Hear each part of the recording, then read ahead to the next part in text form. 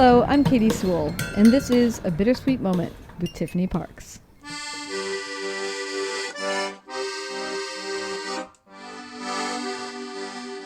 Hello and welcome to The Bittersweet Life.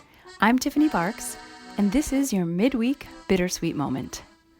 I'm sitting here with Aurelio. Want to say hello? Hello. He sounds very enthusiastic today.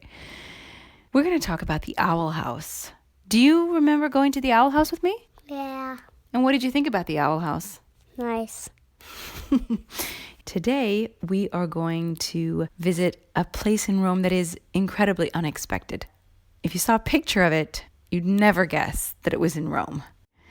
It's called La Casina delle Civette, or the Little Owl House.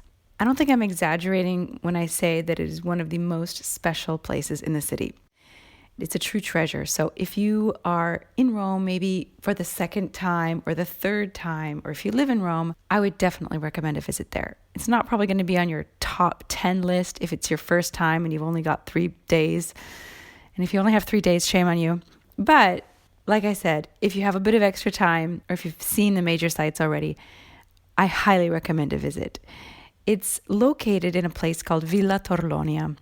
Now, if you know Rome, you know that Rome has a number of ville in it. And it's not exactly what it sounds like to our, at least English ears. Villa, we think of a big house. But really, a villa meant the house, the country house, and all of its grounds. So Villa Pamphili, Villa Borghese, these were the grounds of the summer homes of wealthy people who lived in Rome.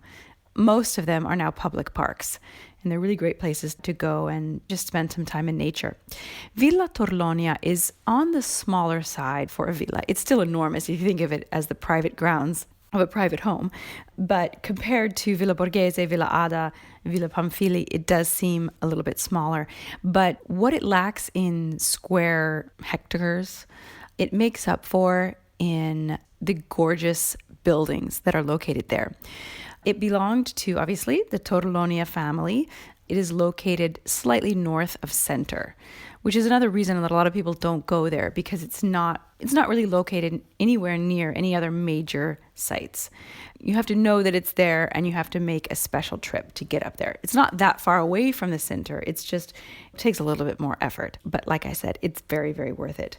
And there are 3 main buildings located there. Casino Nobile, the Casa dei Principi, and of course the Casina delle Civette, the Owl House.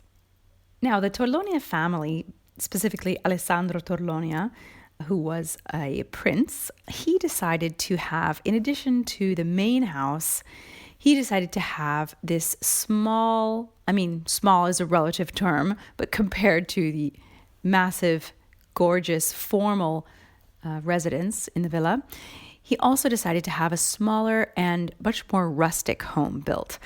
It was originally envisioned as a Swiss chalet, and it was designed by Giuseppe Giappelli in 1840. To be honest, not much of that original structure is retained, or I should say, not much of the visual aspect of it. The physical building is there, but it has been much changed since then. Over the centuries, many different members of this family wanted to put their mark on this little house. And so in the early 1900s, it was turned into what they called at the time a medieval hamlet. It was changed and updated to look like it was very, very old. The idea was that it would look like a collection of small medieval buildings all sort of put together in one. So there are turrets, there are little tiny columns, there are very, very intricate decorative elements, and it is really that main structure that exists today. And it's very charming. It's like if you imagined what the perfect fairy tale house, the gingerbread house, it almost looks like it should be made of candy because it's just so cute. It was updated one more time after that in 1916. A lot of Art Nouveau details were added. So it's this really strange mixture of originally this Swiss style chalet mixed with fake medieval architecture and Art Nouveau elements. And I know that sounds totally crazy and it sounds like it would be awful, but it actually works. And it's so beautiful and it's so lovely. And at the time that it was built, that was not the style of the day, but that's kind of okay, just because they did such a great job with it. So the number one thing to look out for in the owl house are the stained glass windows. You might, if you follow me on Instagram, if you follow my private account, Tiffany Parks Rome, you might have seen my stories on August 7th. I know it was August 7th that I went there because it was Aurelio's birthday and we went together. You might have seen some of the photos and videos I took of the windows inside because they're absolutely incredible. The word stained glass window does not do it justice. It's really art glass. And some, but not all of these works of art were created by an artist named Duilio Cambellotti. He's kind of accepted as one of the greatest, if not the greatest, Art Nouveau Italian glass artist. He and several others who were working simultaneously with him or in later generations created these windows that are not just beautiful, but many of them have themes. So you'll be walking down one area of the house and you'll see all stained glass windows with different types of roses. And then you'll go into another room and you'll see stained glass windows with all different types of fruits or with wine elements, wine goblets and grapes. There are also individual ones that are just standalone pieces that are exceptionally beautiful. There's one of a fairy, there's one of a group of swans. You almost can't believe how many little rooms you're going to find. It's kind of a maze inside because it was built, as I said, to resemble sort of this medieval village.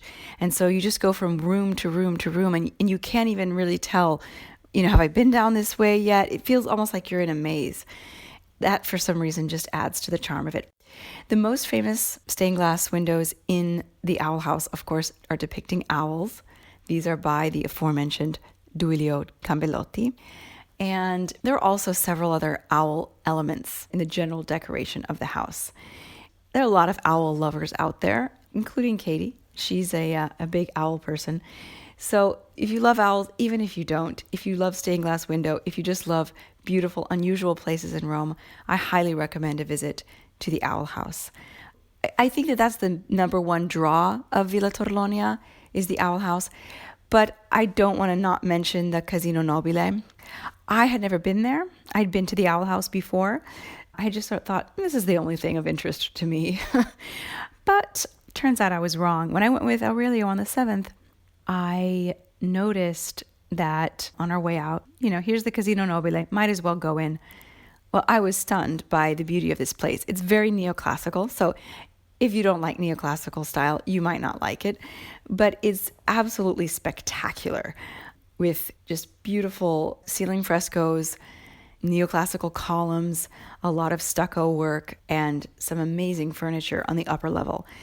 It's interesting, not just because of the beauty of the house, but also because this was actually Mussolini's residence when he was living in Rome. He sort of just took over. So if you're interested in that on a historic level, you can visit the Casino Nobile as well. Definitely worth a look around. One of the absolute best things about visiting Villa Torlonia, I guess maybe because it was August, it was a little bit even more so. But in general, I think it's true that it's a pretty empty place. We were the only people in both sections of the museum, both the Casino Nobile and the Casina delle Civette. We were literally the only people in the whole museum, both times. And they're not that small. It's kind of wonderful. Sometimes when you're in Rome, you can get so overwhelmed by the crowds. It can be wonderful to go to a beautiful museum that is literally empty. You were very, very enthusiastic about it when we were there. I know. Did you like the windows? Yeah? My favorite part of the Owl House Mm. is a secret passageway. What's the secret passage? Don't you remember we found a secret passageway with yellow windows and the light shone in and it was all goldy inside? That's not the secret passage. What was it? That was a bridge. Oh, that was a bridge, was it? So not so cool. Sometimes it's nice, whether you're with kids or not, to just go to a place that doesn't take very long to visit. It really takes maybe a half an hour, 40 minutes if you're really taking time to see the Owl House. And I would say the same for the Casino Nobile. So it's very doable. There's also a restaurant in the villa, so you can take a break and have some lunch in the meantime. So I hope that you enjoyed learning about the Owl House, and I hope that you'll visit because it's really a special place. This has been your Bittersweet Moment. I'm Tiffany Parks, And I'm Aurelio. Join us again.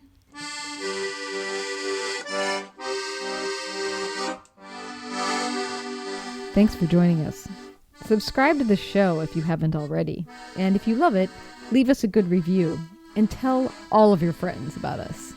Also, if you have an idea for a bittersweet moment, send it to us by email or voice memo. We're at bittersweetlife@mail.com or find us using the contact page at thebittersweetlife.net.